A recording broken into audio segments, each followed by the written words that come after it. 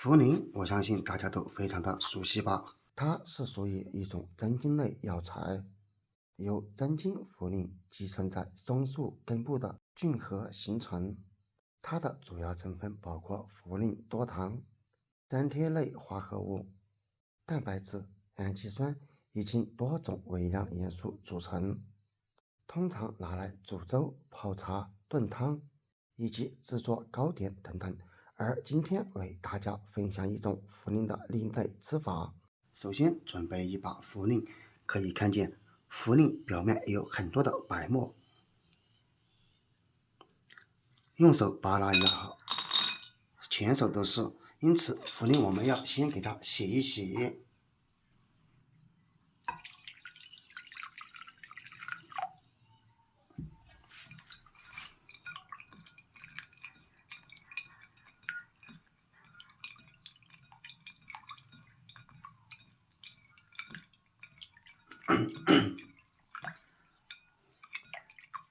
洗起来也非常的简单，只需要把表面的白沫给洗掉即可。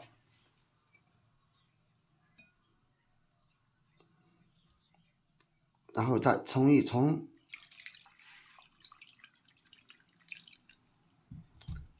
现在就好了。洗好之后放入碗中，我们可以发现这个茯苓它是特别的坚硬，而块头也比较大。这里建议把茯苓放在水中泡几分钟，把其泡软。接下来再准备一把黄芪，黄芪大家都熟悉吧？没错，它也是一种药食同源的食材，又被誉为补气之王。平时有很多朋友喜欢用它来煲粥、炖肉，或者是泡茶等等。这里准备一把黄芪，不要太多，10克左右。然后把黄芪清洗一下。当然，洗黄芪就非常的简单了。首先，洗黄芪时间不宜过久，控制在1分钟之内。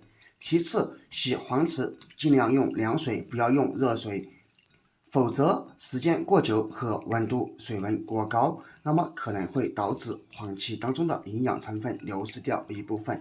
因此，我们只需要用凉水把黄芪表面的灰尘给洗掉即可。差不多这样就可以了。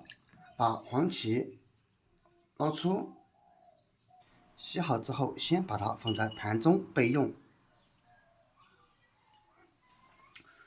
然后再准备几个红枣，红枣的营养价值就不做多介绍了吧，因为红枣平时很多人都喜欢，它不仅可以泡茶、泡水、熬粥，同时泡汤也是可以的，因此红枣深受很多人的喜欢。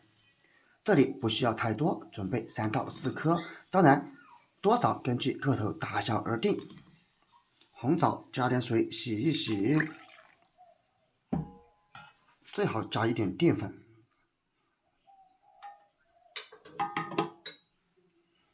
因为红枣表面凹凸不平，容易藏纳灰尘。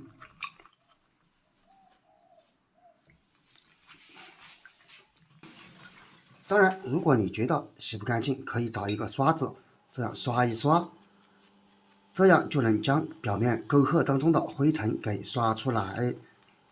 通过这种方法洗出来的红枣才会更加的干净。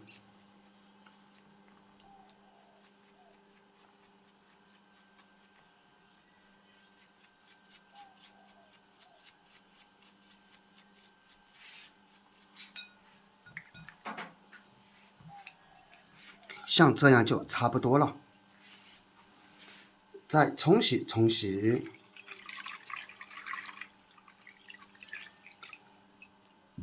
洗好之后和黄芪放在一起，但是这些红枣个头比较大，我们需要给它弄一点孔，这样才能把红枣当中的成分彻底释放出来。我这里选择用剪刀给它剪一些刀口。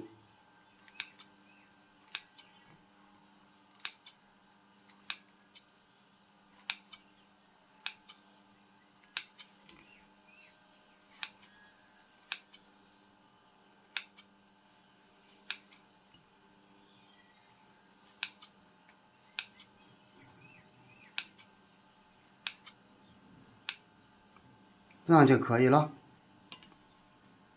再来看一看，茯苓也已经泡的差不多了，已经变软了一点点。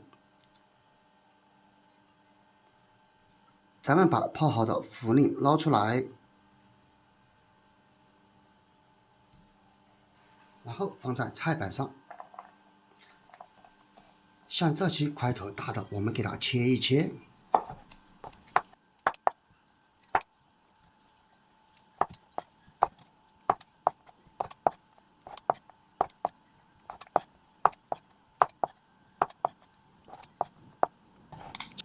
像这样就差不多了，和别的食材放在一起备用。现在所有的食材都已经准备好了，接下来咱们准备锅具。个人推荐使用砂锅，因为砂锅它不仅熬出来口感好，并且可以让食材均匀受热，保温性也强。当然，最重要的是它能够锁住食材当中的营养成分，因此个人选择使用砂锅。把所有的食材倒入锅中，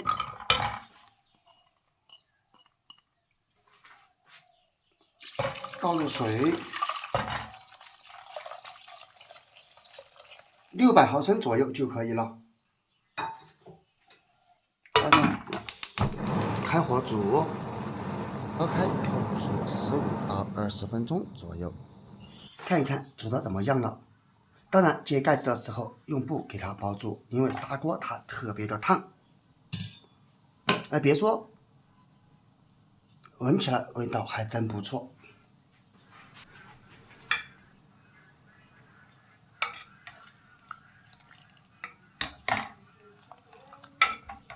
这样水就已经烧好了。我们可以盛一个黄令起来看一看，还微微有一点泛白，我们可以再次在锅中给它焖上几分钟，那样喝起来里面的水它口感会相对更好哦。做好之后我们盛出来就可以喝了。这样一锅水足够你喝上好几次。朋友们，你知道黄令、黄芪以及红枣搭配在一起煮水的作用吗？那么你可以分享出来，不要小看它哦。做法简单，作用却非常的不简单，喝一段时间会给你带来大大的惊喜和发现哦。如果你没有试过这种方法，那么赶紧试一试吧。好了，今天的视频我们就分享到这里了，点关注不迷路，这里是鹏鹏美食房，我们下个视频不见不散，拜拜。